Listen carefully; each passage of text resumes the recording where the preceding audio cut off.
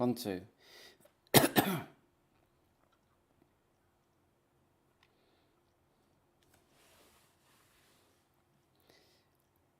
M0FXB. Welcome to my channel, to my live stream. Hopefully everyone can hear me. So just a random live stream here. So we've got the ID-52. It's basically come all the way from Japan using a site called Buyee, and we've had to pay the VAT and the import tax. So it's still coming at being over £500 to the UK. So I've had some time to get to know the radio. Is that it's pretty much like a ICOM 705 in how it ticks. Yeah,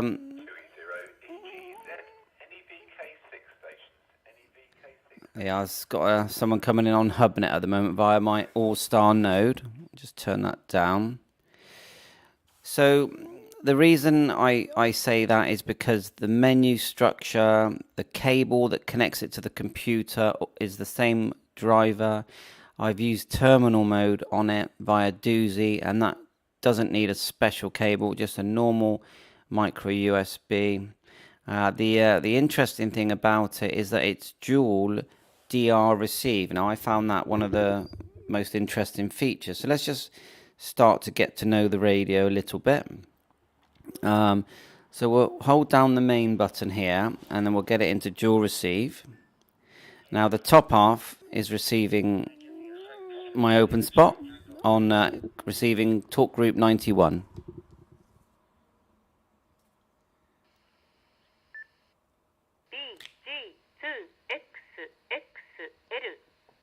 You can hear it with the Japanese accent giving out the call signs.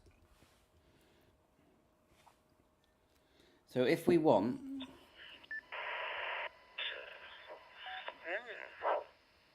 so you can see on the B band there,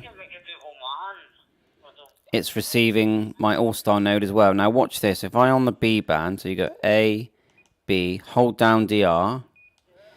And now we've got my hotspot, which is my Pi-Star hotspot on the B band, and on the A band, we've got my open spot, talk connect cross-moded to DMR, and it will receive them simultaneously. That's pretty cool.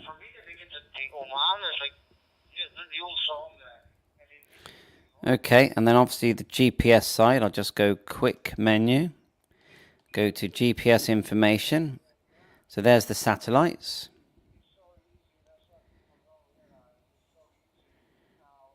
Let's go back one. GPS position, there's my position. And then what you get when you're on the reflector using DR mode, if they're sending out a GPS, it will appear on a big screen just like this, almost identical to the 705. So I've just tested the Bluetooth, and it's connected to my SSMBT10 Bluetooth, no problem at all. So let's go through some of the menus. So we start at the top. We've got duplex, scan, scope, call sign, my station, all stuff that you'd see in the ICOM 705 or the 9700, DV set, speech, DTMF, different functions. There's a very long list of functions there. Display, I've got the brightness tone right down at the moment, and you can change the dimmer and the usual what you'd expect for display. Sounds the radio makes. Time set, SD card, which I've used already to update the firmware from 1.10 to 1.20, and that added the scope function. I'll show you that now. There's the Bluetooth set there, exactly as expected. Now here's just to quickly show you, there's the GPS menu, TX mode, information, position, alarm. The picture is very good, so you don't need the app to send photographs. This will send photographs straight out of the box. So there it is there. Now there is an app that will send a photograph to the radio to save you messing around with the SD card, or you can just put it on the SD card and it will send it right now, if I could select one now, it would. You just literally got to select the photograph, which we haven't got anything to select. There you go, there's no file. But if there was, I'd be able to send one. Right, so I'm pretty sure hold VFO and it takes you out of that one. So, menu. Let's show you the scope. So in dual receive, let's get it right. In dual receive, you get a small scope like that. In single receive, it does scroll down and it shows the whole screen. And there are settings within the scope settings that can change to fix and center and all that, like you do on the 9700. Now, it's not an SDR radio, so the quality of the scope isn't amazing, but it's still quite nice. To me, the perfect thing for this radio is to stand it next to your ICOM 7300. If you've got an ICOM 7300, this will give you VHF, UHF airbands, terminal mode, full DR mode, color screen. So you stand this next to your 7300, you're not gonna need a 9700 or an ICOM 705. This is so for I know they're £500 these, but you spend £500 and you've got the full setup. So I think as a companion for the ICOM 7300, it's a perfect radio. So we'll come out of the scope just by pushing VFO. Show you the quick menu. We'll start at the top. ATT, on or off. DTMF TX, and I've already used this. I've transmitted that and it connected me on my All-Star node, and I just put it into all you do is put it into the DTMF memory. GPS, there you go, there's the satellites again. And I keep forgetting which is the back button. So GPS, I think that's it, yes, okay. Anyway, quick menu, GPS position.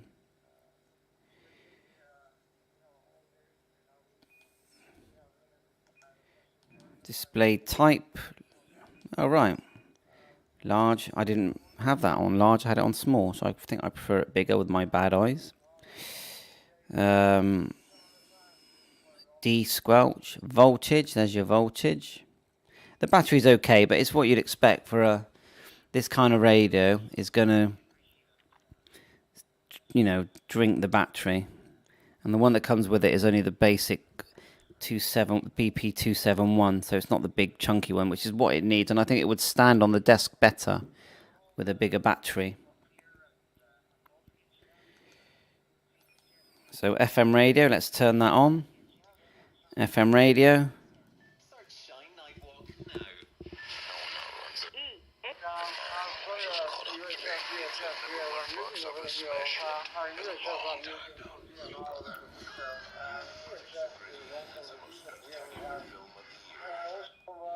So we turn that off and have a little listen for a couple of minutes. So we're on the open spot 3, cross-moding to DMR. I think we can QSY over there for longer chance. Echolink is more private. So it's very nice, Jim. There's a new update for Echolink. You enjoy it with CQ call and auto proxy selections and 64 bits audio. It's very, very good. So I think if you have Echolink, we can QSY there. Over. Yeah, Roger. But what I was asking about really was HF. Are you done and dusted, finished with HF, or what about HF? Do you work HF at all, Sam? Yeah, QSL. But it's been a while, Jim. It's been a while. I still have got the setup and the antenna. It's been a while I'm not on HF, mainly because of the poor propagation and the noise level with me here. I'm not ready to go and work on my antennas anymore. So I just left it aside. One way or another, we've been spoiled with this new audio system that we are having in these digital modes and voice over IP. So that's all my equipment are sitting catching dust.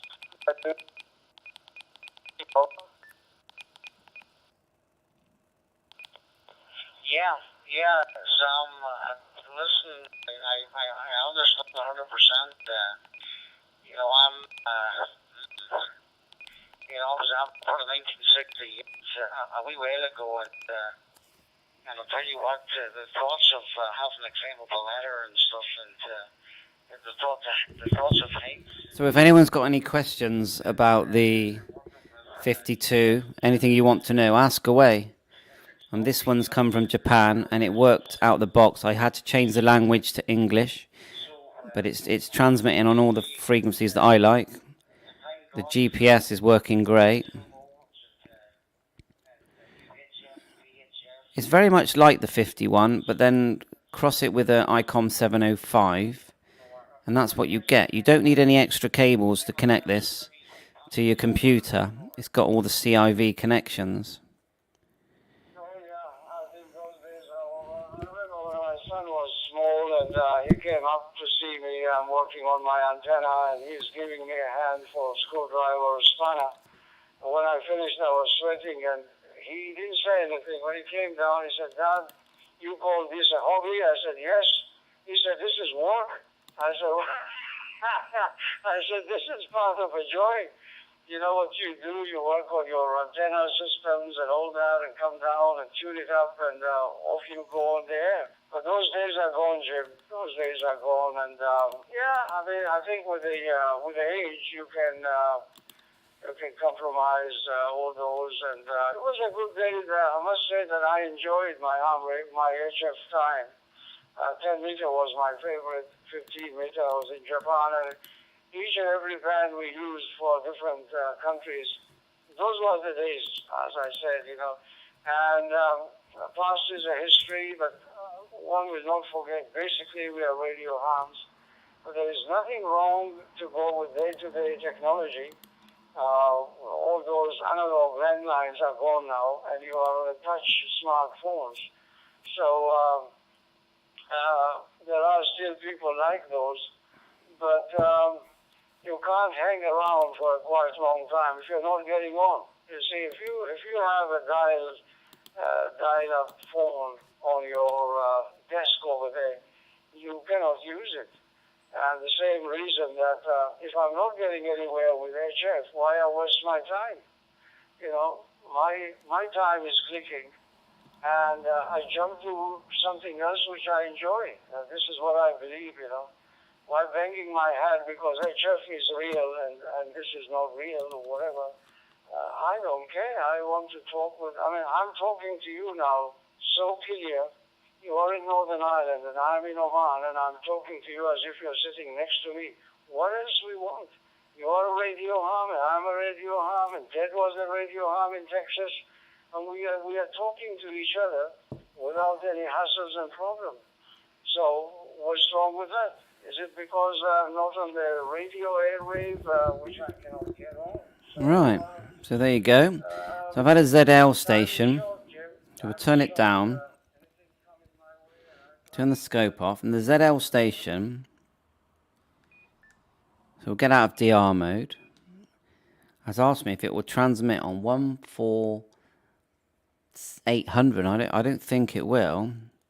So we're on 145. Yeah, that's transmitting. Let's get into VFO mode. Turn the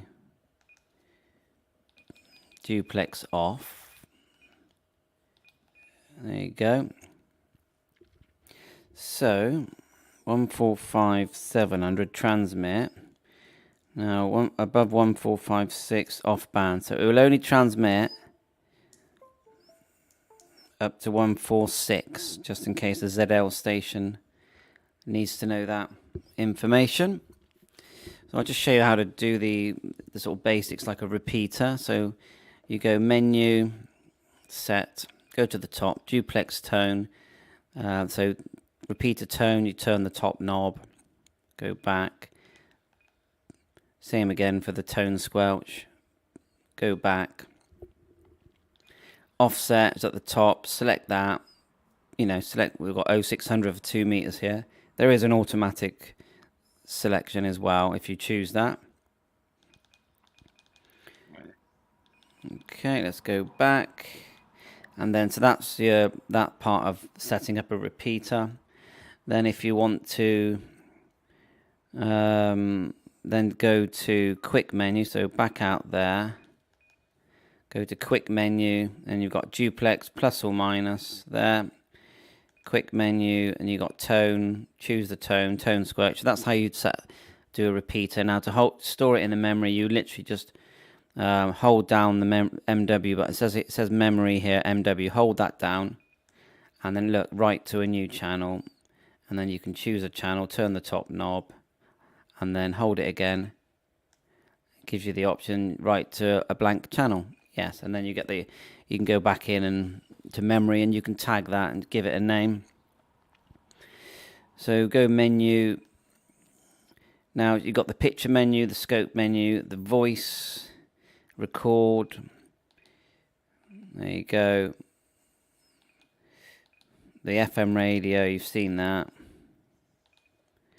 DV gateway, terminal mode, access mode, and you only need a normal micro USB for that. GPS, lots of menus on in the GPS section. So there's information, position. Back out of that. CD, so that's all your contacts that we've had.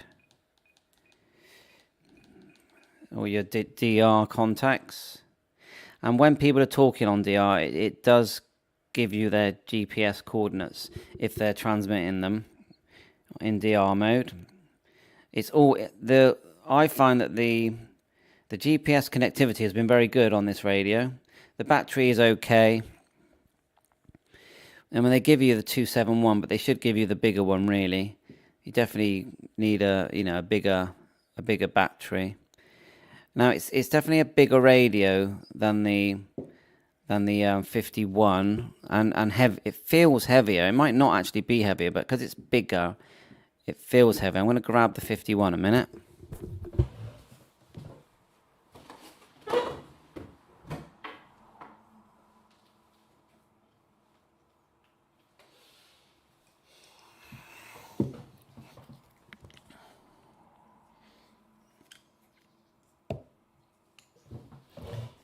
Okay.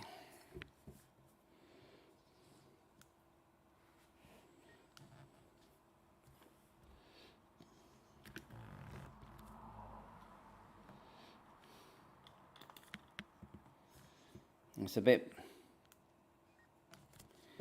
bit bright. The 51's a bit bright, so let's get these closer together. It's a bit glary.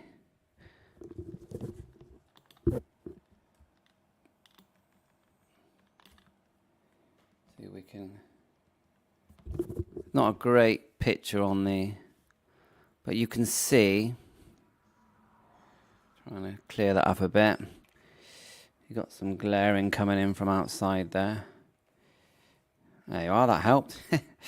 So look, the 51 is smaller. It actually feels a bit more solid, to be honest. The 51, it's more chunkier, solid little radio. The 52, it's bigger. I don't know if it feels as solid, but it's definitely bigger. It feels bigger than the Kenwood D74. The antenna's the same. The functionality is very similar, but you can tell that the insides of this radio is more like the 705, and you can tell that when you go through into the menus and the connectivity and setting up Bluetooth and all that. It's like doing it on the ICOM 705. And as I said earlier, you pair off the 52 radio with an ICOM 7300, and loads of us have got ICOM 7300s. I think you've got the perfect setup. So I'll just show you what it looks like with the next to the FT3D. Now the FT3D is, to me, it is a similar sort of beast, because because it is dual band. Let's turn it down. It's dual band. It's got GPS. I know it's not. It's actually the FT3D has got full APRS. Bluetooth. It's got good GPS. Now the FT3 will receive digital on A band and B band, and the thing that makes the 52 unique is that it will receive them on A and B band, but it will receive them simultaneously, and that is good. You know, that is unusual to get. Well, I don't think it's on any other radio, so that's something they've that's going to cost you. That's what you're paying for. You must have, I don't know what the hardware is, but the ability to receive two digital signals at the same time is no one's done that. So otherwise, I think it's a very nice radio.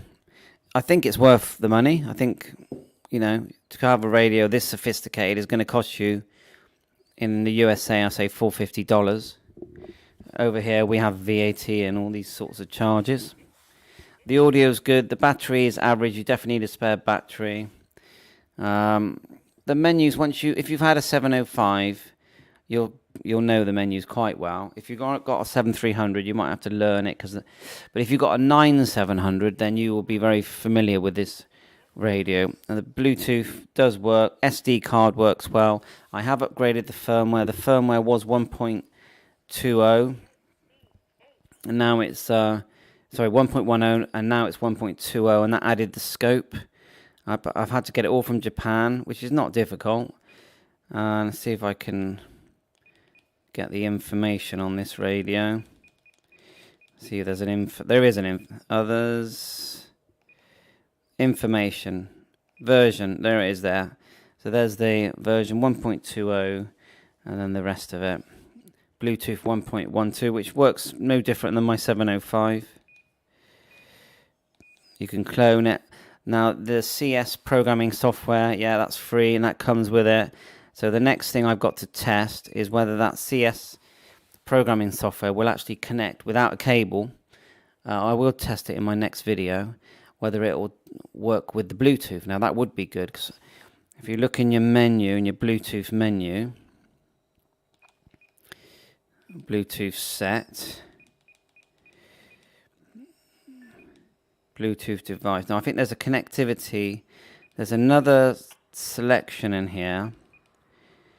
I can't find it now. I will do. DV set, is it? Where you had like different connectors options, like CI. There it is there, function. Battery pack charging. Let's go to the top. Right, so power save. Monitor dial speed up. Auto repeat. There's the auto repeater I was looking for. Remote mic key. See, I don't even know what that means. Key lock, PTT lock, busy lockout, timeout, timer, active bands. Mic gain internal, mic gain external. Now the fact that they do external, that's interesting.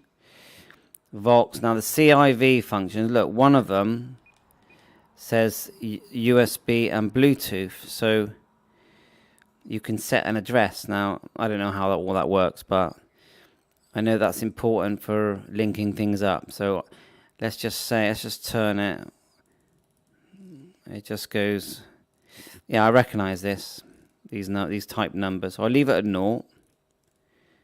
I reckon that might help us with certain connectivity. CIV transceive.